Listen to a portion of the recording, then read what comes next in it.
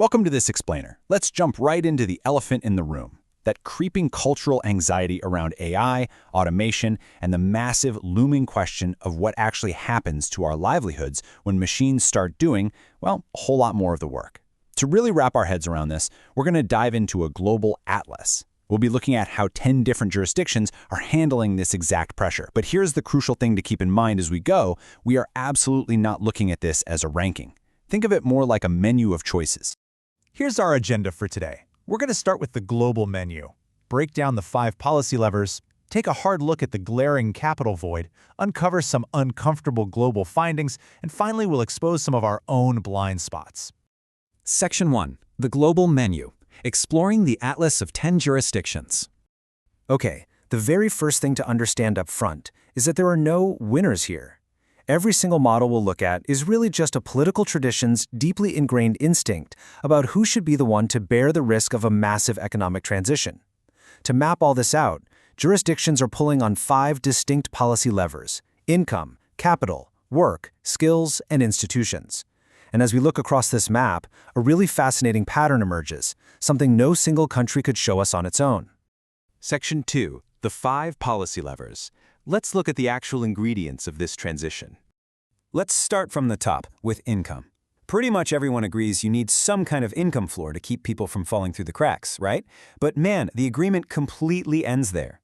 The shapes of these floors vary wildly. You've got universal and generous in the Nordics, conditional or targeted in places like the UK and China, citizens only in the Gulf, and then a minimal floor in the US. But the deepest, most critical divide here is this. Does that income floor hold up when work disappears entirely, or only when you're actively employed? Because right now, most of these floors are built on the assumption that there's always going to be enough work. And that's the exact assumption the AI transition is challenging.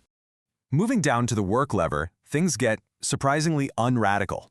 You'd think with AI looming, we'd see massive reinventions of what work actually means. But nope, almost everyone touches work in some way, maybe through short time schemes or tweaking labor codes, but no one has fundamentally reimagined it for a post-labor world. There's no mandated 4-day work week at scale, there's no universal job guarantee anywhere. Everybody is just tuning up the existing machine at the margins instead of, building a completely different one.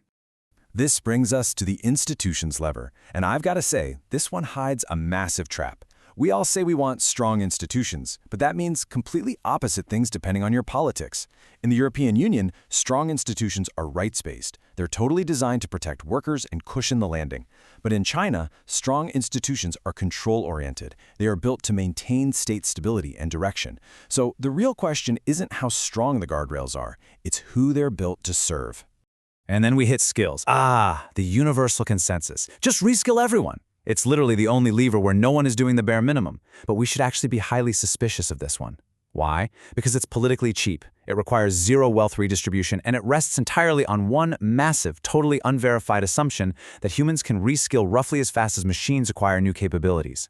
And if that race turns out to be unwinnable, well, the entire world's favorite lever is the one that's going to fail the most quietly. Section 3. The capital void. The decisive lever. We really need to slow down for this part because it is arguably the most important piece of the puzzle. And, incredibly, it's nearly empty. This brings us to the absolute core diagnosis of the AI transition, which we can call the post-labor worry. Reduced down to a single sentence, the big fear is that the returns to capital will completely swamp the returns to labor. That means ownership. Who owns the AI, the servers, the algorithms, not your daily work, will decide who prospers in the future. If that diagnosis is right, capital is literally the most decisive lever of all. Yet out of our entire global menu of 10 jurisdictions, guess how many are actually pulling this capital lever hard? Exactly 2. The Gulf, which pays citizens a dividend straight from sovereign oil funds, and China, where the state explicitly owns the capital. Notice anything interesting about those two? Yeah, they are both non-democracies. And that exposes a massive democratic dilemma. Every single democracy on the map, the EU, the US, India, Brazil, leaves the capital lever practically untouched. They naturally trust private markets to distribute the gains, and they have a deep political aversion to state ownership. So democracies are answering every single column except the decisive one, leaving themselves completely exposed on the precise axis that will likely dictate our economic future. Section 4. Uncomfortable global findings. Stepping back from the grid. When we step back and take a macro view of this whole map, a few really uncomfortable findings become painfully obvious. First off, there is no quick fix you can just shop for. The cleanest answers are the least copyable. You can't just export the Gulf's oil wealth or a century of union trust from the Nordics to another country. Second, state capacity is the big hidden variable. How well a government actually runs a program matters just as much as what they choose to do. Third is that democratic dilemma with capital we just talked about. And fourth, well, let's look closer. Take India's digital plumbing, for example. Incredible innovation through systems like Aadhaar and UPI, and highly portable. But ultimately, it's just a delivery mechanism. It guarantees the rails will reach you, but it's a way to deliver an answer, not a fundamental solution to labor displacement itself. And that leads to our fourth finding, which is a pretty deflating reality check. Nobody has actually cracked the post-labor transition yet. As this quote perfectly nails, everyone is hedging against a totally unprecedented future using tools built for a present or a past that just assumed there was always going to be enough work. The strong income floors, they assume work. The big bet on skills assumes a winnable race. The empty capital column assumes markets will just naturally share the wealth. Everyone is assuming a future that looks an awful lot like the past.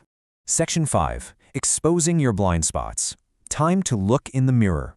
Now, the whole point of mapping this out isn't to crown a winner. It's to figure out where we are flying blind. Because every instinct on this map is a profound strength, but if you flip it over, it's a massive vulnerability, exactly where a jurisdiction refuses to act. The USA will let the market run and drive incredible innovation, but it will not catch you if you fall. The EU will brilliantly cushion the landing, but it refuses to touch capital. China will aggressively direct and own the capital, but grants zero individual claim to its citizens. Singapore will relentlessly reskill its people, but has absolutely no backup plan if AI simply learns faster than humans can adapt. When you boil it all down, these choices on our global menu are really just default answers to one fundamental question. Who bears the risk? As we stare down potential labor displacement, does the individual bear it, the state, the collective? Your default answer completely defines your strategy, but it also creates your single biggest vulnerability. Look, we still don't know for sure as AI is just going to shuffle jobs around like past technologies or entirely displace them, but the levers are known and the grid is full. So I want to leave you with this to really ponder. When you look at this menu of choices, which column would your own traditions leave dark? And is that dark column exactly where the AI transition is going to catch you totally off guard?